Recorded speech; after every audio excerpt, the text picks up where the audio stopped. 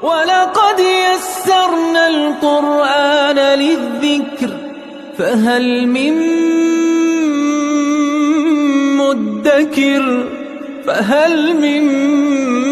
مُّدَّكِرٍ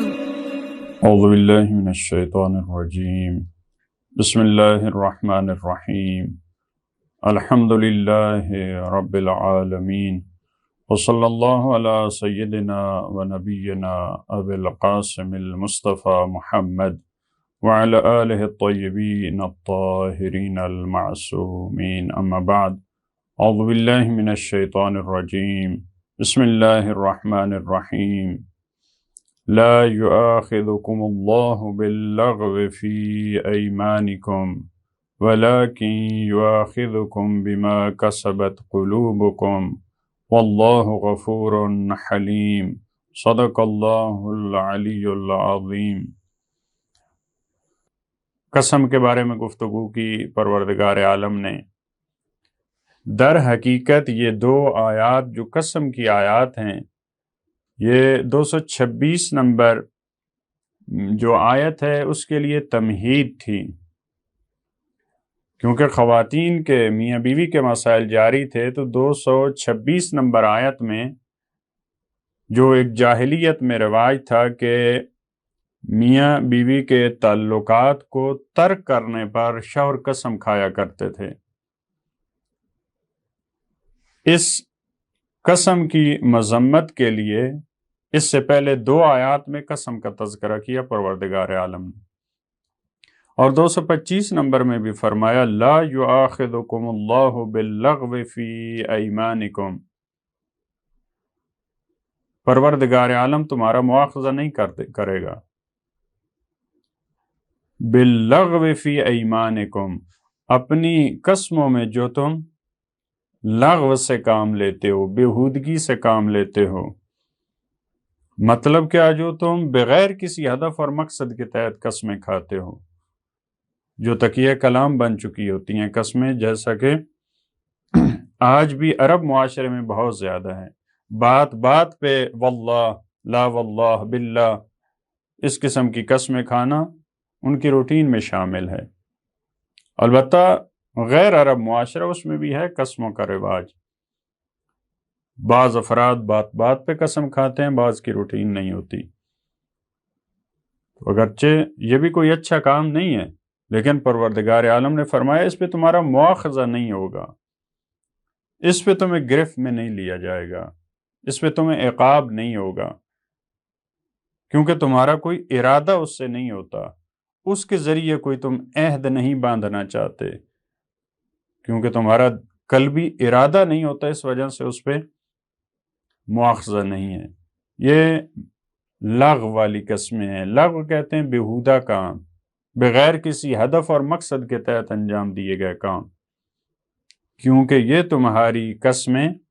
ایمان یمین کی جمع ہے، یمین کہتے ہیں قسم کو، تو یہ تمہاری جو لغویہ قسمیں ہیں بغیر کسی ہدف اور مقصد کے، اس پہ پروردگار عالم تمہارا مواخذہ نہیں کرے گا۔ وَلَٰكِن يُؤَاخِذُكُم بِمَا كَسَبَتْ قُلُوبُكُم، لیکن پروردگار عالم تمہارا مواخذہ کرے گا ان قسموں پہ جو تمہارے دلوں نے جس کو کمایا ہے۔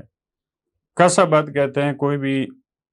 چیز ارادے کے طور پہ اپنے نفع کے لیے یا دوسروں کے نفع کے لیے جو کام انجام دیا جاتا ہے، اسے کسب کہتے ہیں۔ تو جو تمہارے دل، جو تمہارے نفس، جو تم خود سوچ سمجھ کر، کیونکہ ادراکات کا مرکز اور محور وہ دل ہے، وہ تمہارے نفس ہیں، اگر تم جان بوجھ کر جانتے ہوئے تم ایک قسم کھاتے ہو تو اس پہ پروردگار تمہارا مواخذہ کرے گا۔ کوئی کام کرنے کے لیے آپ نے اگر قسم کھائی ہے، کسی کام کے ترک کرنے پہ قسم کھائی ہے، کسی سے عہد باندھا ہے آپ نے، اس کا مواخذہ ہوگا، اس کو انجام دینا ضروری ہوگا، اگر اس کو توڑا تو اس کا کفارہ ہوگا، جس کو دوسری آیات میں بیان کیا۔ واللہ غفور حلیم، اور پروردگار عالم بخشنے والا بھی ہے اور وہ حلیم اور بردبار بھی ہے۔ یعنی وہ تمہاری غلطیوں سے درگزر کرتا ہے اور وہ جلدی مواخذہ بھی نہیں کرتا۔ اس وجہ سے یہاں پہ اس آیت کے آخر میں حلیم کا لفظ استعمال کیا ہے، جس میں برداشت ہے، جو تحمل کرتا ہے، جو جلدی نہیں کرتا عذاب دینے میں، مواخذہ کرنے میں جلدی نہیں کرتا، وہ تمہیں معاف کر دیتا ہے۔ اس میں شاید یہ بھی اشارہ ہو کہ پہلی قسم جو ہے اس سے بھی تمہیں بچنا چاہیے۔ وہ غفور الرحیم ہے، وہ تو تمہیں معاف کر دے گا، لیکن تمہیں اس قسم سے جو بات بات پہ جو بیہودہ قسمیں کھاتے ہو اس سے بھی تمہیں بچنا چاہیے۔ اب اس سے پہلے والی آیت وَلَا تَجْعَلُوا اللَّهَ عُرْضَةً لِأَيْمَانِكُمْ، اور یہ والی آیت لَا يُؤَاخِذُكُمُ اللَّهُ بِاللَّغْوِ فِي أَيْمَانِكُمْ،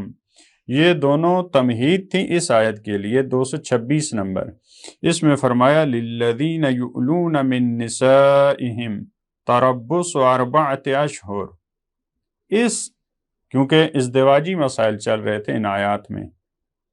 کس مناسبت سے درمیان میں یہ دو قسم سے متعلق یہ آیات آئیں؟ اس تیسری آیات کی تمہید تھی، جو جاہلیت میں ایک قانون تھا، ایک ان کی رسم تھی کہ شوہر جو ہوتے تھے وہ قسم کھاتے تھے،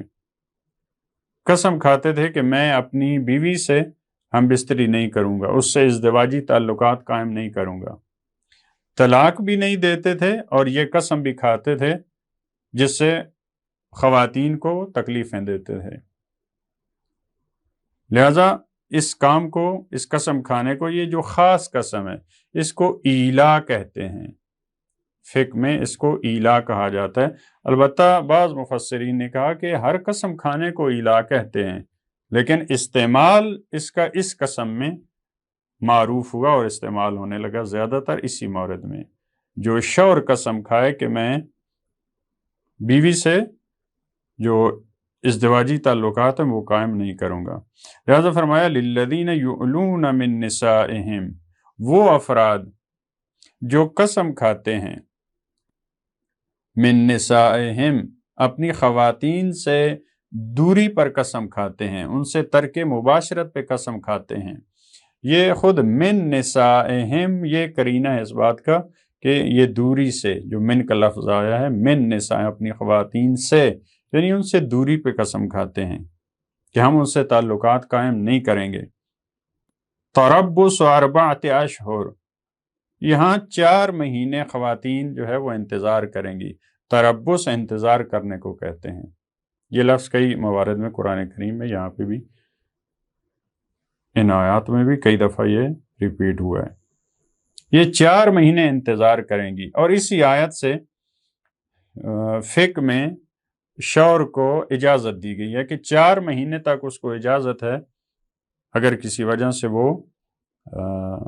ازدواجی تعلقات ترک کرتا ہے تو 4 مہینے تک اس کو اجازت ہے، لیکن 4 مہینے سے اگر زیادہ تو پھر بیوی کو اجازت ہے وہ حاکم شرع کی طرف رجوع کرے اور اس کی شکایت کرے۔ لہذا یہاں بھی 4 مہینے تک وہ خاتون صبر کرے گی، کیونکہ 4 مہینے تو ویسے بھی اس کو اجازت ہے شوہر کو، اگر وہ تعلقات قائم نہیں کرتا تو۔ فَإِن فَاءُوا فَإِنَّ اللَّهَ غَفُورٌ رَحِيمٌ، اگر وہ واپس پلٹ آئے اپنی قسم سے جو اس نے کھائی تھی، قسم پشیمان ہوا ہے، البتہ کفارہ ہے اس قسم پہ اس کے لیے، جس کی تفصیل دوسری آیات میں ہے کہ وہ کون سے کام انجام دے گا، لیکن اگر وہ واپس پلٹ آتا ہے فَإِنَّ اللَّهَ غَفُورٌ رَحِيمٌ، تو پروردگار عالم بخشنے والا بھی ہے اور بہت زیادہ رحم کرنے والا ہے، پروردگار اسے معاف کر دے گا اور وہ رجوع کر سکتا ہے، واپس پلٹ سکتا ہے، کفارہ دے گا اور اس کے یہ تعلقات چلتے رہیں گے۔ یہ خود غفور الرحیم بیان کرنا، پروردگار عالم نے اپنی 2 صفات کا تذکرہ کیا، اس سے بھی پتہ چلتا ہے کہ ایک اچھا کام نہیں ہے، کیونکہ اس کام کے بعد پروردگار عالم نے مغفرت کا وعدہ دیا ہے، اپنی رحمت کے سائے میں لینے کا وعدہ کیا ہے۔ اس سے پتہ چلتا ہے کہ یہ بھی اچھا کام نہیں ہے، اس سے بچنا چاہیے۔ البتہ اس دور میں بہت زیادہ تھا، آج بھی ممکن ہے مختلف جو ہے وہ بہانوں سے افراد اس کام کی طرف جاتے ہوں۔ وَإِنْ عَزَمُوا الطَّلَاقَ فَإِنَّ اللَّهَ سَمِيعٌ عَلِيمٌ، یہ اس نے قسم کھائی تھی ان تعلقات کو ترک کرنے پہ، اب واپس آ گیا تو یہ ان کا سلسلہ ازدواجی زندگی یہ آگے بڑھ جائے گی۔